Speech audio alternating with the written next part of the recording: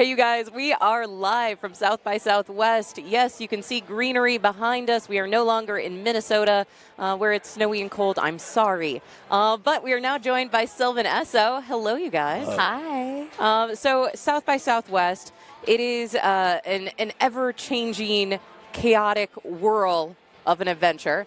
And I'm trying Just to... like America. Yeah, exactly. That whirling emotion we have. And I'm trying to kind of give people the idea of what it actually is like. So why do you guys come to South by Southwest? What does it feel like while you're here? Wow. Well, I have no idea why we come here. It feels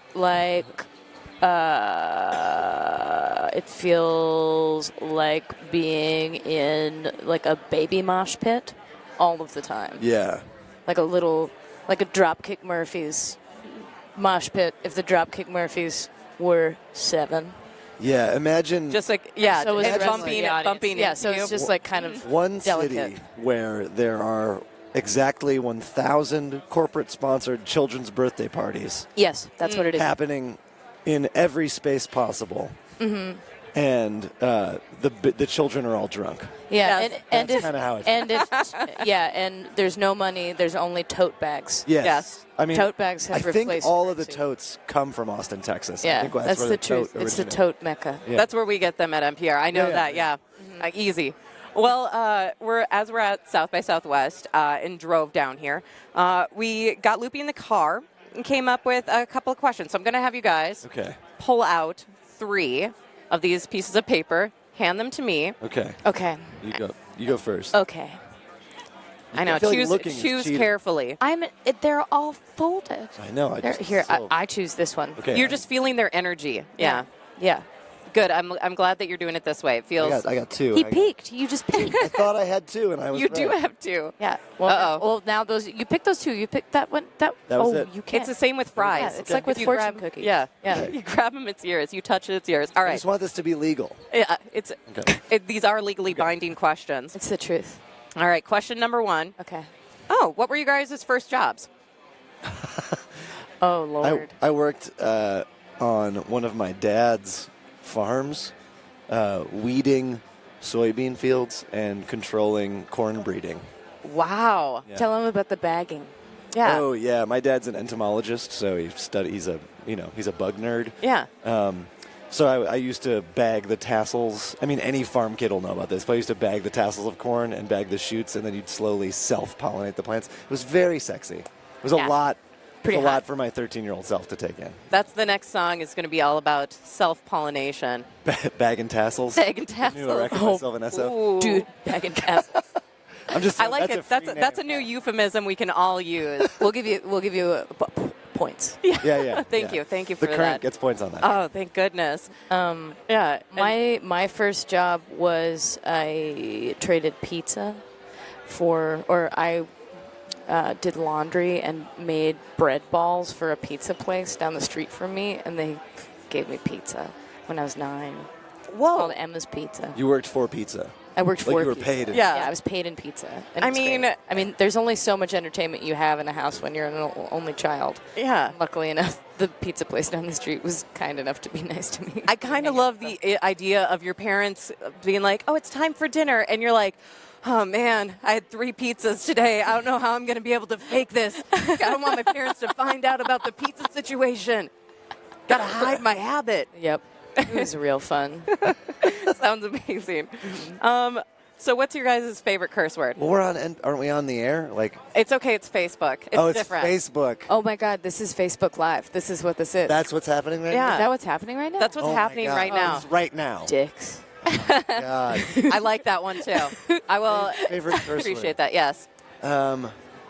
Man, I mean, so many ways to go with this. Just feel go like- with your gut. I mean, my most used word is fuck, but I feel like I've removed, it's more of an adjective adverb at this point. I Yeah. don't feel like it doesn't have much weight. So True. that's really the thing is like, what swear words have weight anymore? But why does weight denote favoritism? Well, it's just an attribute that very few swear words have. I think that cunt has It's true. cunt is Still the has only weight, one that yeah. still has weight. Yes. I believe, I'll feel that. which I like. Well, now we know. Knowing is half the battle. All right.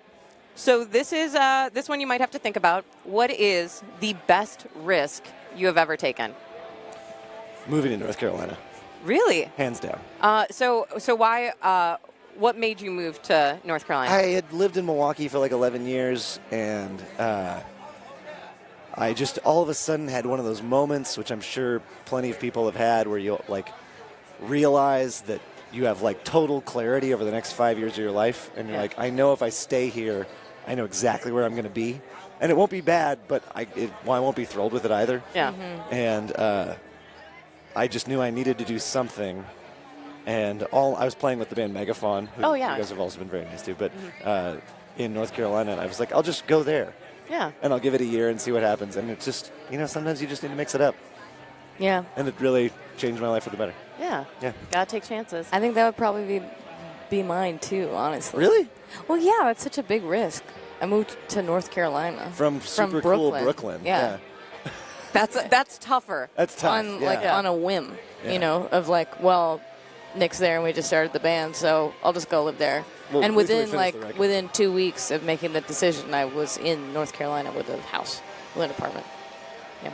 So in that first week, North Carolina, was there ever a moment where you were like, man, I don't know if I did the right thing here? Not for me. No, and also like as touring musicians, you get pretty used to just being like, oh, I'm here now. Yeah. Yeah. Your whole life is kind of like the first week at the dorms. Yeah, exactly.